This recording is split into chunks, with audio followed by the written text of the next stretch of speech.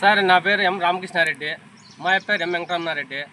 నేను ఈత 10 కుంటల జమీన్ తీసుకోండా సుబ్బిరెడ్డి అనేవాడు టీఆర్ సుబ్బిరెడ్డి తుమ్మలపల్లి అయిన సుబ్బిరెడ్డి దగ్గర నేను కొనుక్కోండేది. సుబ్బిరెడ్డి 91లో ఎంగటమ్మ వైఫా ముంచాం దగ్గర 91లో 24 కుంటల జమీన్ కొనుక్కుంటాడు. జమీన్ కొనుక్కుని ఆ జమీన్ చెక్ బంది పూర్వಕ್ಕೆ ఎంఎస్ వెంకటరామరెడ్డి, పశ్చిమಕ್ಕೆ సర్కార్ కుంట, దక్షిణಕ್ಕೆ రస్తే, ఉత్తరಕ್ಕೆ దాంట్లో ఏమి పెట్టిన అదే నెంబర్ 5కి 4 కుంట అని చెప్పిన్నారు. అది తెలియదు నాకు, అది వాళ్ళు ఆ మ్యాటర్ నాకు విషయం తెలియదు. అదే ఎంగటమ్మ ముంచాం దగ్గర సుబ్బరాయప్ప అనే వ్యక్తి 95లో కొనుక్కుంటాడు జమీను. సుబ్బిరెడ్డి 91లో కొనుక్కుంటాడు, సుబ్బరాయప్ప 95లో కొనుక్కుంటాడు జమీను. 95లో కొనుక్కుంటే జమీన్ చెక్ బంది ఏముంది, పూర్వಕ್ಕೆ నందే సొంత, పశ్చిమಕ್ಕೆ భజంత్రి వసంతప్ప, దక్షిణಕ್ಕೆ దిగుమిద్రామరెడ్డి, ఉత్తరಕ್ಕೆ కోడి కాలువ. అంటే సుబ్బరాయప్పకి సుబ్బిరెడ్డికి 4 ఏళ్ళ డిఫరెన్స్. సుబ్బరాయప్ప 7 జమీన్ కొనుక్కో ఉంటే కూడా సుబ్బిరెడ్డి ఆ పక్కన ఓ పక్కన రావాలి కదా, చెక్ బందులో రావాలి కదా. ఇవాళ లేదు, ఎందుకు లేదు అదొకటి. ఇంకొకటి అదే సుబ్బిరెడ్డి దగ్గర నేను 91లో తీసుకున్నా జమీను, 10 కుంటల జమీను. ఫోటో 10 కుంటల జమీన్ నేను తీసుకున్న సుబ్బిరెడ్డి దగ్గర తీసుకున్నప్పుడు నాకు చెక్ బంది ఏమేసిండారంటే, దక్షిణానికి పీడబ్ల్యూ రస్తే, పూర్వానికి ఎంఎస్ వెంకటరామరెడ్డి, పశ్చిమకి టీఆర్ సుబ్బిరెడ్డి, ఉత్తరానికి టీఆర్ సుబ్బిరెడ్డి నేను తీసుకునే జమీన్. అంటే 17 ఏళ్ళు ఆయన సుబ్బిరెడ్డి కొన్ని జమీన్ దగ్గర 91లో కొనుక్కుంటాడు, నేను 2001లో తీసుకుంటాను. సుబ్బరాయప్పకు ఈ జమీనుకు సంబంధం లేదు. అయినా వేరే నెంబరు 91లో కొనుక్కుంటాడు, మళ్ళీ 95లో అదే చెక్ బంద్ వేసి వెంకటరమణ వాళ్ళ మామకే అమ్మేస్తాడు జమీను.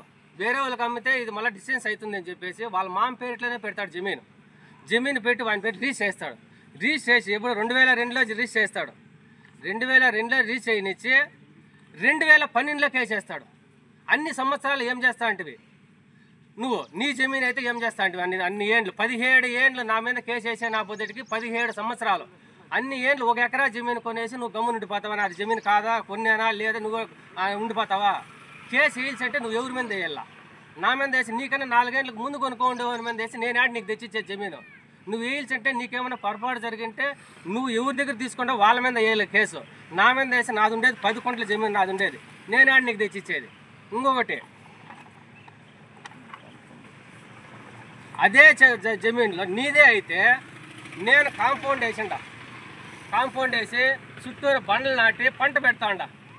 ఆ రోజైనా వచ్చి నాది జమీన్ నువ్వు ఎట్లరా కొంటావని చెప్పి నన్ను అడగాలి కదా, అబ్జెక్షన్ చేయాలి కదా. ఎందుకు చేయాల? నేను 2001లో తీసుకోండేది, 2012లో నా మీదకి నన్ను దాంట్లోకి చేర్చావు, పార్టీ చేస్తావు జమీన్లోకి. అప్పటికి 12 సంవత్సరాలు 11 సంవత్సరాలు నీ జమీన్ అయితే నన్ను ఇసిపెడేస్తావా? వేయాల. ఆ రోజు ఎందుకు అబ్జెక్షన్ చేయాల, ఈ రోజు ఎందుకు చేస్తే? అది ఏమైపోయిందంటే సర్వే నెంబరు నువ్వు కొనిండేది 265/4 నీకు అమ్మేటప్పుడు 265/4 నీకు అమ్మిండారు, సుబ్బిరెడ్డికి అదే మాదిరి అమ్మిండారు.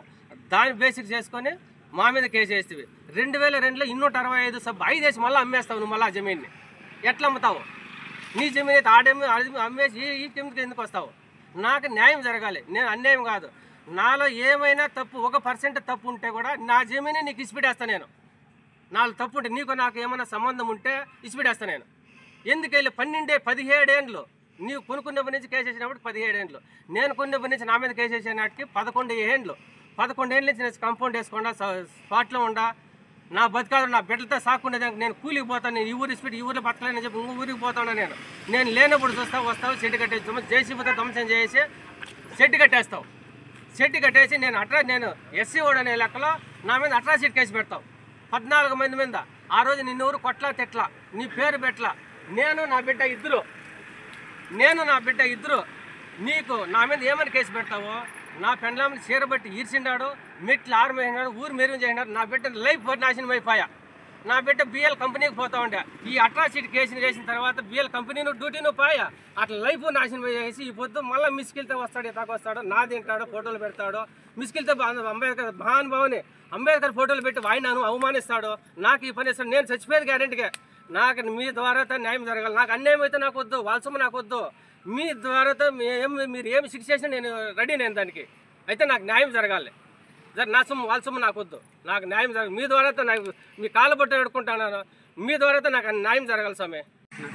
ನೋಡಿ, ಇವ್ರ ಗಂಡ ಇರಲ್ಲ, ಇವರು ವಿಧವೆ ಆಗಿರ್ತಾರೆ.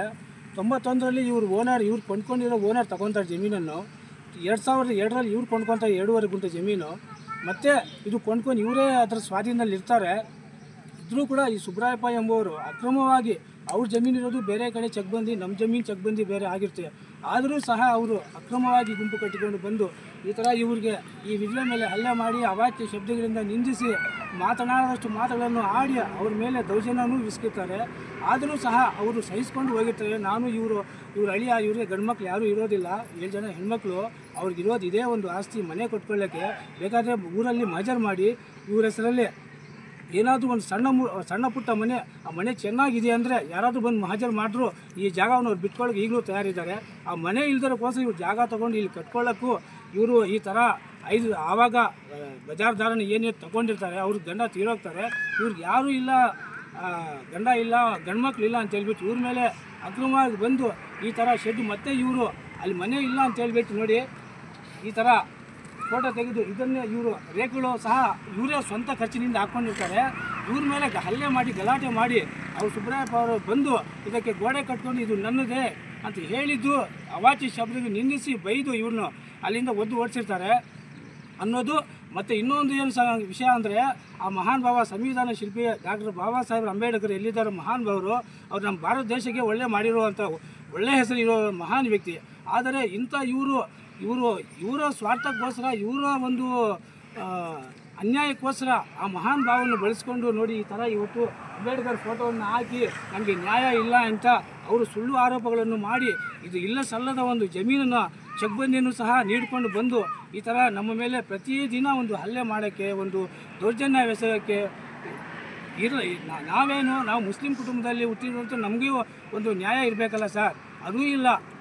ಅವ್ರೇನೋ SC ಆದರೂ ಇರಬಹುದು, ಆದರೂ ನ್ಯಾಯ ಎಲ್ರಿಗೂ ಒಂದೇ ಅಲ್ಲ ಕಾನೂನು ಅಡಿಯಲ್ಲಿ. ನಮ್ಮದೇ ನಡೆಯುತ್ತೆ ಅಂತ ಹೇಳ್ಬಿಟ್ಟು ನಮ್ಮ ಮೇಲೆ ಅಟ್ರಾಸಿಟಿ ಕೇಸು ಆಗಿದ್ರು. ಆದರೂ ನಮ್ಮದು ಎಷ್ಟು ಇವತ್ತು ಖರ್ಚಾಗ್ತಾಯಿದೆ, 10 ಲಕ್ಷ ರೂಪಾಯಿವರೆಗೂ ನಾವು ಕೂಲಿ ಮಾಡಿ ಜೀವನ ಮಾಡೋರು, ನಮಗೂ ಖರ್ಚು ಮಾಡಿ ಕೋರ್ಟ್ ಕಚೇರಿ ಅಲಿತಾ ಇದ್ದೀವಿ. ಇವ್ರು ಮಾಡಿರೋ ಒಂದು ಒಳ್ಳೆ ಕೆಲಸಕ್ಕೆ ಅಲ್ವಾ, ಗಣಂದಾರಿ ಕೆಲಸ, ಒಳ್ಳೆ ಕೆಲಸ ಅಲ್ಲ, ಅವ್ರು ಮಾಡಿರೋ ಗಣಂದಾರಿ ತಪ್ಪು ಕೆಲಸ. ಅದರಿಂದ ಇದಕ್ಕೆ ಸಂಬಂಧಪಟ್ಟ ಅಧಿಕಾರಿಗಳು, ತಹಸೀಲ್ದಾರ್ ಆಗ್ಬೋದು, ನಮ್ಮ DC ಸಾಹೇಬರಾಗಿರ್ಬೋದು, ಯಾರೇ ಆಗಲಿ, ನಾವು ಇಲ್ಲ ನಮ್ಮ SP ಸಾಹೇಬರು, ನಮ್ಮ ಸಬ್ ಇನ್ಸ್ಪೆಕ್ಟರ್ ಸಾಹೇಬರಾಗಿರಲಿ, ಅವರು ಸ್ಥಳಕ್ಕೆ ಬಂದು ಮಹಾಜರುಪಡಿಸಿ ನಮ್ಮ ಒಂದು ನ್ಯಾಯವನ್ನು ಈಡೇರಿಸಬೇಕಾಗಿ, ಅವ್ರ ಚೆಕ್ಬಂದಿ ಅವ್ರ ಜಮೀನು ಕೊಳ್ಳಿ, ನಮ್ಮ ಚೆಕ್ಬಂದಿ ಎಂದು ನಮ್ಮ ಚೆಕ್ಬಂದಿ ಕೊಡಿಸಬೇಕಾಗಿ ನಾವು ಎಲ್ಲ ಒಂದು ಅಧಿಕಾರಿಗಳ ಹತ್ರ ನಾವು ಇವರ ಪರವಾಗಿ ನಾವು ಮನವಿ ಮಾಡ್ಕೊಳ್ತಿದ್ದೇವೆ ಸರ್.